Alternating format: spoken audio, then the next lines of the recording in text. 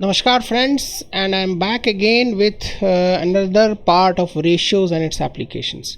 और इस पार्ट में अब मैं इंट्रोड्यूस करने वाला हूँ the topic of partnership. Okay, तो अब तक मैंने इस पिछले 4 पार्ट्स में मैंने basics of ratios, basics of proportion and खासकर पिछले पार्ट में मैंने डायरेक्ट एंड इनवर्स प्रोपोर्शन के बारे में बताया था आपको. ओके, जिसको हम कहते हैं concept of variation. Okay, A varies as B, और इसमें हमने कुछ अच्छे सवाल भी करवाए थे. Okay, now this is part 5 of this. So part 5 of this and this concerns the topic of partnerships. Okay, तो अगर आप मैंने वेरिएशन कराया था तो मैं एक बार लिख देता हूँ एक स्मॉल थिंग विच इज़ कि let us write the whole thing so that let us insert the paper a little bit so that things become a little bit right. So I wrote that if A varies as B, if C is constant, and A varies as C if B is constant, then I can say that A varies as BC when all three vary. Okay, तो अब इसी बात को हम लोग आगे बढ़ाएंगे in the concept of partnership. Okay, तो इसको समझाने के लिए मैं एक सिंपल केसेस वाली पार्टनरशिप्स लेता हूँ. ओके, नाउ सपोज कीजिए A and B enter a business with a capitals of 10,000 and 20,000.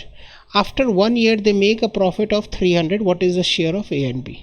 Simple सी बात है कि एक बिज़नेस में पार्टनरशिप का मतलब क्या होता है कि एक बिज़नेस में कुछ लोग पैसे लगाते हैं कुछ ड्यूरेशन के लिए, राइट, या तो सेम ड्यूरेशन के लिए या डिफरेंट ड्यूरेशन के लिए. तो जो प्रॉफिट बढ़ता है वो किस हिसाब से बढ़ता है वही आपकी कैलकुलेशन होगी. तो इसका मतलब है जैसे इस सवाल में देखिए ए जो लगाता है वो 10,000 रुपये लगाता है एंड बी लगाता है 20,000 रुपये, विच मीन्स, और दोनों 1 साल के लिए ही लगाते हैं. तो जिसने कम पैसे लगाए हैं प्रॉफिट में उसका कम हिस्सेदारी होगा और जिसने ज़्यादा लगाया उसको उसकी ज़्यादा हिस्सेदारी होगी. तो विच मीन्स जो प्रॉफिट होता है साल के अंत में जो 300 रुपये होते हैं वो उसी रेशियो में बटेंगे जिस रेशियो में इन्वेस्टमेंट्स होते हैं. विच मीन्स अगर प्रॉफिट 300 रुपये है और इन्वेस्टमेंट्स की रेशियो अगर 1:2 है, क्यों कैसे 1:2 है, ये 1 लगाता है ये 2 लगाता है, तो इन्वेस्टमेंट्स की रेशियो अगर 1:2 है तो प्रॉफिट्स की रेशियो भी 1:2 ही होगी, राइट. तो मैं यहाँ पे कह सकता हूँ कि profit is proportional to investment and here time is constant. आप देख रहे हो यहाँ पे टाइम इज़ कांस्टेंट है. सो जितना इन्वेस्ट करोगे प्रॉफिट उसी हिसाब से मिलेगा. ये इस सवाल से लर्निंग और ये एक बहुत इंपॉर्टेंट फॉर्मूला है कि जितने टाइम के लिए आप इन्वेस्ट करोगे, अगर सेम टाइम के लिए इन्वेस्ट करते हो तो जितना पैसा इन्वेस्ट करोगे उसी हिसाब से आपको प्रॉफिट मिलेगा. क्लियर और नॉट? ये एक पहली कंसेप्ट. अब मैं एक दो सवाल लेता हूँ तो समझ में आएगी बात. A and B enter a business with capitals of 10,000 and 20,000. B leaves after 6 months. If the total profit at the end of the year is rupees 300, what is the share of A and B? Okay, तो मैं कह सकता हूँ यहाँ पे कि अब इस सवाल में देखिए यहाँ पे टाइम जो है वो डिफरेंट है. ओके, अब फर्ज करो मान लो इस पिछले सवाल में, मैं इस पिछले सवाल में वापस जाता हूँ. ए लगाता है 10,000 रुपये 6 महीने के लिए और बी लगाता है 10,000 रुपये पूरे 12 महीने के लिए, यानी कि 1 साल के लिए. ठीक है, तो यहाँ पे पैसे तो दोनों ने सेम लगाए हैं, लेकिन बी कहेगा कि चूँकि मैंने पैसे सेम लगाया लेकिन मैं बिज़नेस में ज़्यादा टाइम तक रहा है, यानी कि मैंने ज़्यादा रिस्क लिया है तभी मैं ज़्यादा टाइम तक रहा है, और ए ने सिर्फ 6 महीने तक लगाया है. ओके, तो यहाँ पे प्रॉफिट की रेशियो जो होगी वो क्या होगी, प्रॉफिट की रेशियो जो होगी वो टाइम के रेशियो के बराबर होगी, क्योंकि इन्वेस्टमेंट कांस्टेंट है। तो प्रॉफिट के रेशियो की जो होगी वो टाइम के रेशियो के बराबर होगी अगर इन्वेस्टमेंट कांस्टेंट है। ठीक है, इस सवाल में हम देख रहे हैं। ओके, तो क्योंकि दोनों ने सेम पैसे लगाए, लेकिन बी नेचुरल सी बात है, जो ज़्यादा टाइम तक रहेगा उससे ज़्यादा पैसे मिलने चाहिए, अगर पैसे दोनों सेम लगाए तो, राइट। लॉजिकल सी बात है कि अगर मान लो ये ए जो है एक कम टाइम तक रहा है, यानी कि इसने रिस्क कम सहा, बी ज़्यादा टाइम तक ज़्यादा रिस्क सहा, इसीलिए बी को प्रॉफिट का ज़्यादा मिलना चाहिए, विच मीन्स हम कह सकते हैं यहाँ पे रेशियो भी 1:2 होगी। तो यहाँ पे क्या निकल के आ गई है, profit is proportional to time if investment is constant. Clear और नॉट? ये एक बहुत इंपॉर्टेंट, बहुत सिंपल सी बात मैंने समझाई है। तो अब हमारा जो फॉर्मूला है जो मैंने इस पेज में दिया था, इस स्लाइड में दिया था, if A is proportional to B if C is constant and A is proportional to C if B is constant, then A is proportional to B into C when all three vary. तो यहाँ पे मैं कह सकता हूँ profit is proportional to investment if time is constant and profit is proportional to time if investment is constant। यानी कि profit is proportional to investment into time if all three vary। if all three यानी कि all of P, I and T vary, तो कह सकते हैं कि profit is proportional to investment into time। Clear? ये एक बहुत इंपॉर्टेंट थ्योरी वाली बात जो हम जानते हैं। Okay, let's move on to this question, जो मैं इस क्वेश्चन पे आ गया था। A and B enter a business with capitals of 10,000 and 20,000. B leaves after 6 months. If the total profit at the end of the year is rupees 300, what is the share of A and B? यानी कि A ने लगाए हैं 10,000 रुपये और कितने महीने के लिए रहा, क्योंकि B 6 महीने के बाद छोड़ देता है, यानी कि लेकिन A जो है वो 12 महीने तक रहता है और B की जो है वो कितनी है, B 20,000 लगाता है, लेकिन B जो है वो 6 महीने तक ही रहता है। तो प्रॉफिट का प्रोपोर्शनैलिटी जो होगा, PA इज टू PB का जो रेशियो होगा वो क्या होगा, इनके प्रोडक्ट और इनके प्रोडक्ट की रेशियो। तो ये 4 को हटा दो, क्योंकि आपको मल्टीप्लाई करना, रेशियो निकालनी है, तो इस 4 0 का तो कोई मतलब है नहीं। तो प्रॉफिट ऑफ A और B का रेशियो क्या होगा, 1:12 इज टू 2:6। 1:12 इज टू 2:6, यानी कि 1:1 का रेशियो होगा। क्लियर और नॉट? तो ये हमारा फंडा हो गया for profit of A and B, जब डिफरेंट टाइम के लिए रहते हैं और डिफरेंट पैसे लगाते हैं, जो कि पिछले वाले फंडा से ही क्लियर हो गया। ओके, तो यानी कि यहाँ पे मिलेगा, ए को मिलेगा 150 रुपये, आधे आधे हैं, तो बी को मिलेगा 150 रुपये, सीधी बात। ओके, अब यहाँ पे कुछ एक चीज़ होती है, वो होती है वर्किंग पार्टनर और स्लीपिंग पार्टनर वाली बात है। ठीक है, कुछ दो तरह के पार्टनर, दो तरह के बिजनेस में काम होती है। एक जो पैसे भी लगाता है और मेहनत भी करता है, दूसरा सिर्फ पैसे लगाता है, मेहनत नहीं करता है। जो पैसे लगाता है और मेहनत भी करता है उसको हम कहते हैं वर्किंग पार्टनर। ओके, यानी कि ही invest, if he invests labor as well as money, labor and capital।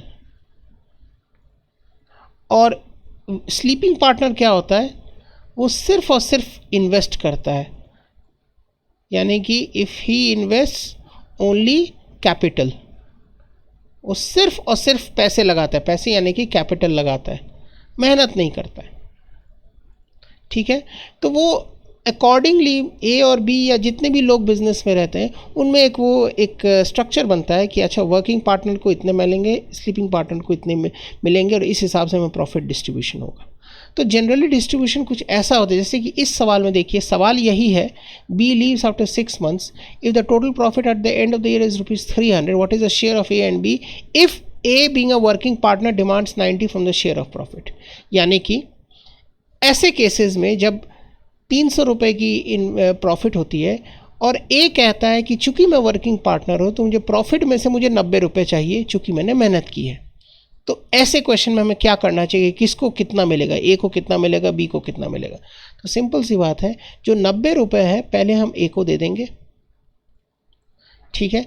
उसके बाद जो बचते हैं प्रॉफिट में से, यानी कि 300 में से 90 हो गया, वो कितना हो गया 210 रुपये।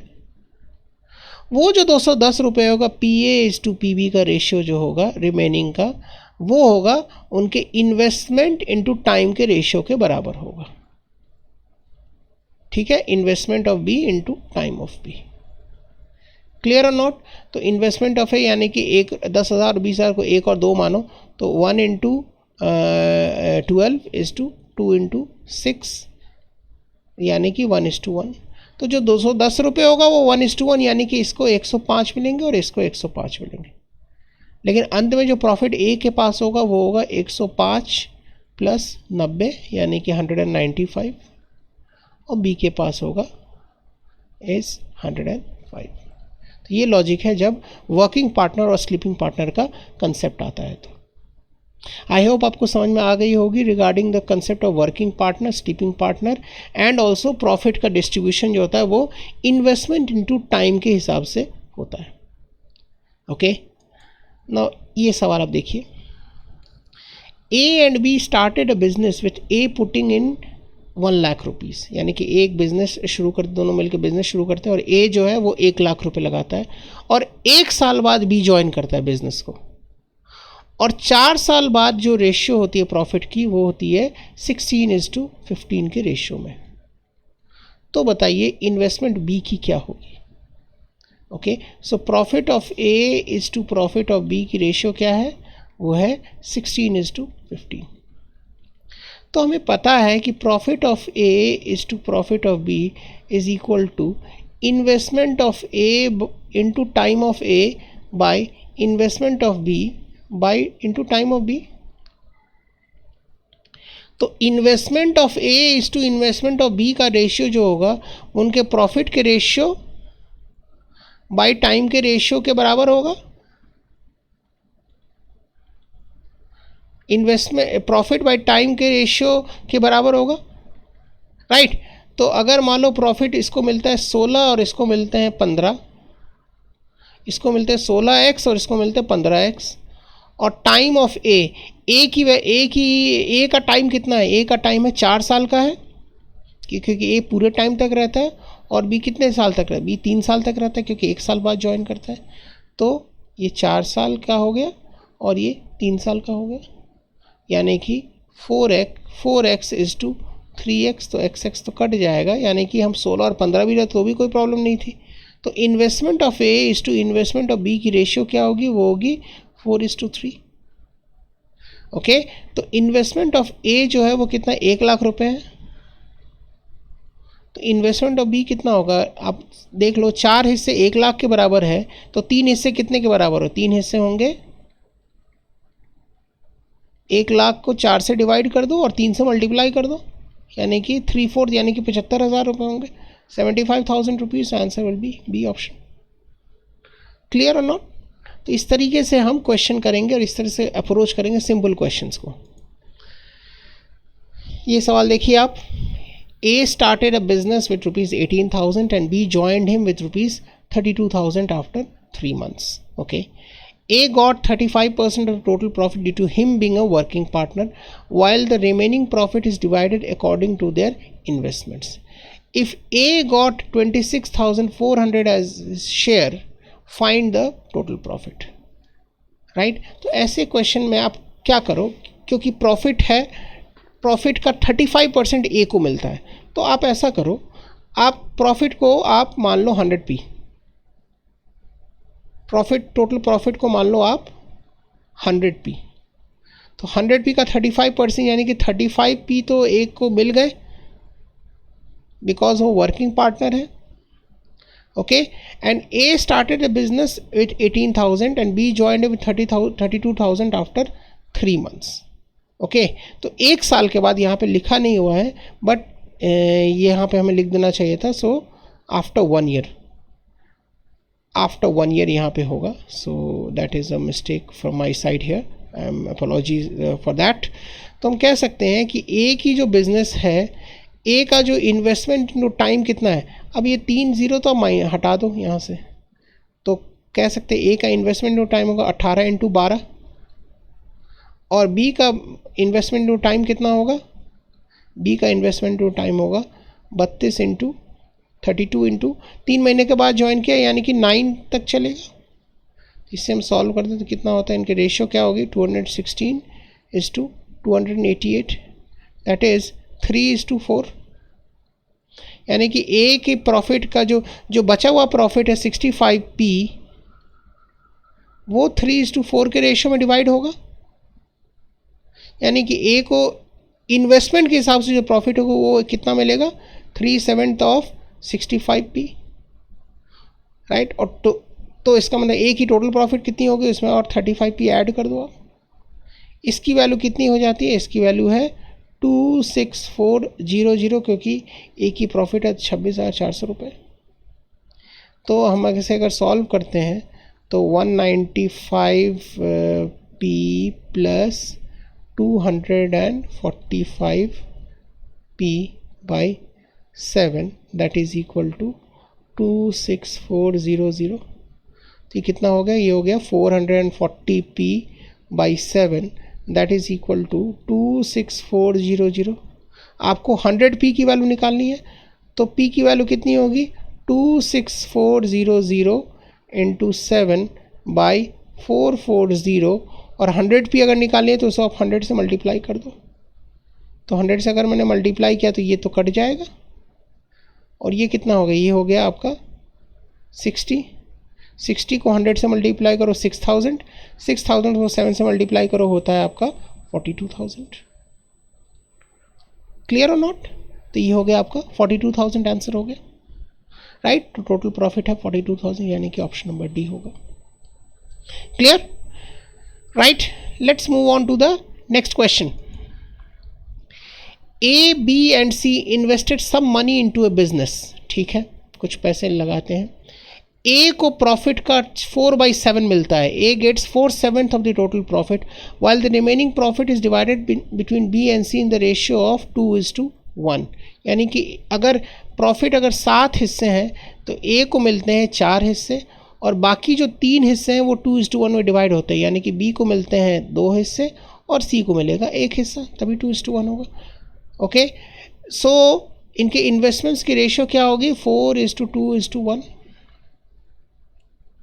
ओके, तो इसका मतलब मैं कह सकता हूँ, if the profit percentage increases from 6% to 13%, the profit share of B increases by 1400। तो यानी कि इसमें जो 7% बढ़ोतरी होती है, इसका 2x जो है वो 1400 के बराबर है। सीधी बात है कि अगर मान लो इसकी कैपिटल है 4x, इसकी कैपिटल है 2x, इसकी कैपिटल है x, तो इसकी इन्वेस्टमेंट का जो रेशियो होगा वही प्रॉफिट का रेशियो, क्योंकि टाइम तो सेम है। अब प्रॉफिट अगर परसेंटेज 7% बढ़ी है तो इन्वेस्टमेंट का ही 7% जो इंक्रीज़ होगा वही प्रॉफिट के इंक्रीज़ के बराबर होगा। प्रॉफिट शेयर जो बी का इंक्रीज़ होगा उसी के बराबर होगा। जितना प्रॉफिट बढ़ा है 7% का 2x पे, क्योंकि 2x है बी की कैपिटल, राइट। तो विच मीन्स हम कह सकते हैं 7% ऑफ 2x जो है वो 1400 के बराबर है। और आपको निकालना क्या है, आपको निकालना है 4x की वैल्यू निकालनी है, क्योंकि आपको इन्वेस्टमेंट ऑफ ए निकालना है। क्लियर और नॉट। तो हम थोड़ा यहाँ पे बुद्धि लगाएं, तो अगर बी की प्रॉफिट शेयर बढ़ी है 1400 रुपये से, तो ए का इन्वेस्टमेंट बी के इन्वेस्टमेंट का डबल है। तो अगर यही परसेंटेज इनकी 7% की होती और ए का अगर बी का प्रॉफिट शेयर अगर 1400 से बढ़ता है, तो चूंकि ए की इन्वेस्टमेंट बी की इन्वेस्टमेंट दुगनी है, तो ए का प्रॉफिट शेयर भी बढ़ेगा दुगने से, यानी कि 2800 रुपये हो जाएगा। अगर ए का होता तो 2800 होता, यानी कि 7% ऑफ 4x जो है वो 2800 होगा, राइट। तो 7% ऑफ 4x अगर 2800 है, तो 4x की वैल्यू आपको निकालनी है। 4x की वैल्यू कितनी होगी, 2800 को आप 7% से डिवाइड कर दो, यानी कि इंटू 7 करो और बाई 100 करो। ये कितना हो गया, ये हो गया 400 रुपये।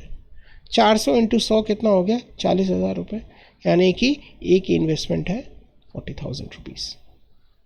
ओके तो इस तरीके से हम क्वेश्चंस करेंगे। हम यहाँ पे ये कहेंगे कि अगर प्रॉफिट शेयर बी की बढ़ती है 1400 रुपये की और ए का इन्वेस्टमेंट बी के इन्वेस्टमेंट का दुगना है, तो ए की प्रॉफिट शेयर जो बढ़ेगी वो बी के प्रॉफिट शेयर के मुकाबले बढ़ोतरी के मुकाबले दुगनी होगी। यानी कि अगर बी का बढ़ा है 1400 रुपये तो ए का बढ़ेगा 2800 रुपये और सी का बढ़ेगा 700 रुपये, क्योंकि सी का इन्वेस्टमेंट बी के इन्वेस्टमेंट का हाफ है, राइट।